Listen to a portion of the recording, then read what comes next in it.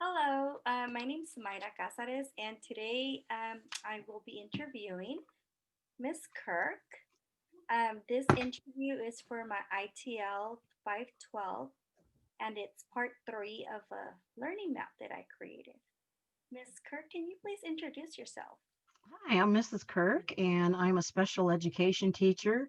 My current assignment is RSP K5. So, these questions are going to be based on the video that I created and you already watched. Um, so it says, based on your analysis of students' learning evidence, establish what has been learned by whom, what has been learned and by whom, or has not been learned and by whom, and the needs addition who needs additional support to meet the standards.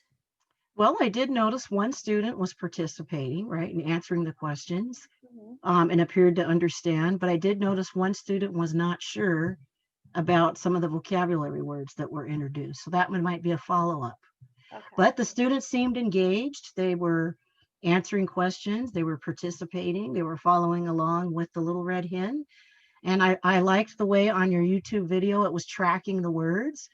So if you have a first grade audience, that's helpful. They can see that the text is going left to right and from one page to another. So I liked that visual. Thank you. Yeah, I it was kind of hard for me to like do the lesson just because it's um the grade levels were very different, and I know this was a first grade lesson, and I had a fourth grader, but then again, some of the vocabulary words she didn't know. So I mean, probably next time I would use pictures like visuals, and That's this right. way I could help out like my English language learners too. That's right. They need those pictures to understand new words that are being introduced into the story. And then you would do them. And I like how you did it before Okay. the lesson, right? So that's that I call it front loading, right? So you're getting it in their brain so they know what they're going to expect. They're going to see these things or hear about them in the story. So that was a good introduction at the beginning. All right. Well, thank you. The next question is, what have you learned about our students' learning characteristics that you did not realize previously? Well, this question's more for me. So, I guess just using different visuals I would do just so I could access their knowledge more and just engaging them more into the lesson. Right. Like maybe you could have like pictures of the vocabulary terms and have kids pick, which picture. So after you've introduced it, you can say, which of these three pictures is a harvest? Which of these three pictures is a mill? True. Just to reinforce, and then that'll help check for understanding to make sure did they really understand harvest and mill before we read the story. Yeah, true. Okay, so for the next question, it says, formulate how effective your instruction design was based on your planning and teaching, as evidenced by data collected on students' progress, process, and products of learning.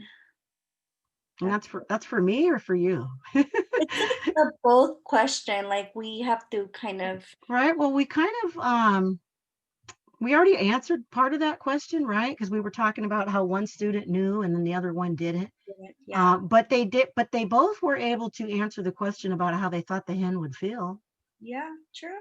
right? So they did get the gist of the lesson, which is what your intention was, right? You were Yes, because I believe your objective was to talk about the feelings of the character.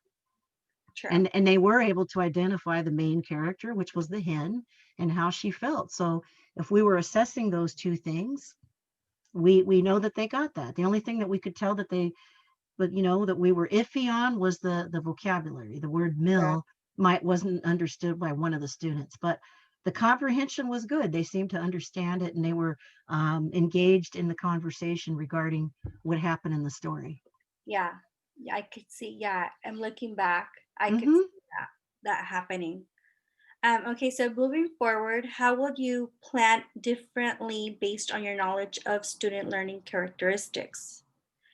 Um, I and think you answered that too, right? You were going to use more yeah, visuals. Okay, but what about the student who wasn't very engaged, right? Remember, there yeah, was one student in the video that was kind of like looking down and Yeah, I think I should have had like the whole body listening thing and just be like pointing at it, like, hey, like pay attention, just Right, just hold up like the picture cues, right? So like the one maybe with the ear for listening, maybe hold it up at that point with, and then not embarrass the student, but everybody, but just say, oh, remember listening ears, right? And which is different on Zoom, because if you were in the classroom, you would probably walk over to that student and kind of proximity, right? You would use your body, your proximity to the student to manage.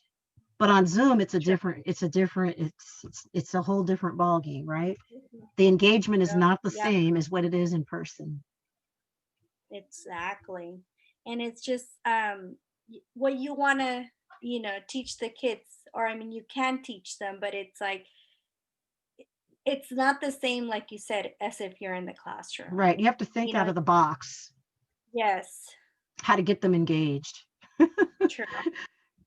And that's really hard for a first grader. Now, like some of the fourth and fifth graders I work with, we can do a whole lot more for engagement, right? Like breakout rooms, like I talk about. But with the first graders, that's pretty hard to do. So I Yes. think with them, the visuals would be good, like, right, having all those pictures on the screen, and then maybe like having two kids do a pair share. Oh, can Timmy and Chantel talk about this picture right here? Something like that. It True. is, but again, it Yeah. is first grade, and it's unless they have somebody sitting next to them at home that can help them navigate the technology, it's just very challenging. Yeah.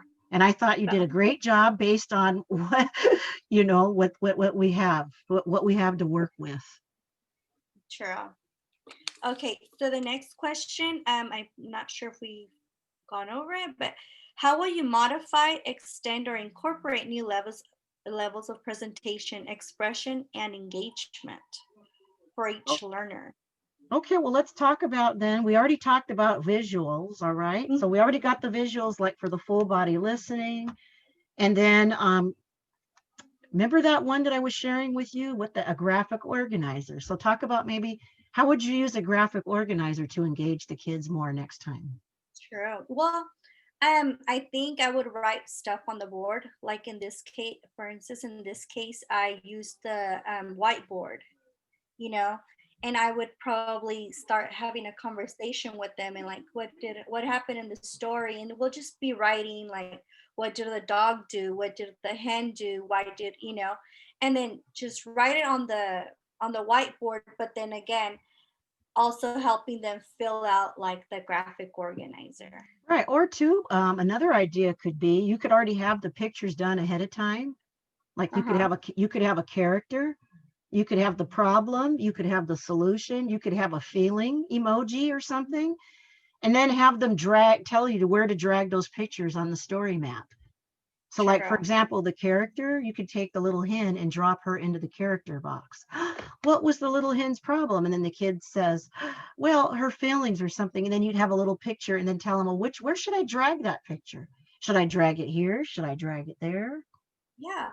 And especially right now, since we're doing the whole Zoom thing, I mean, Hmm. I pray more engaging for them too. It would I be like, and fun. yeah. Okay. Yeah. And then I believe that was it for this All meeting. right. Well, you are well on your way to becoming an excellent teacher. It was, I mean, no, it's really hard to have to teach first graders on Zoom. So, hey, it was I well done. All yeah. right. Thank Well, thank you. you. All right. Bye. Bye.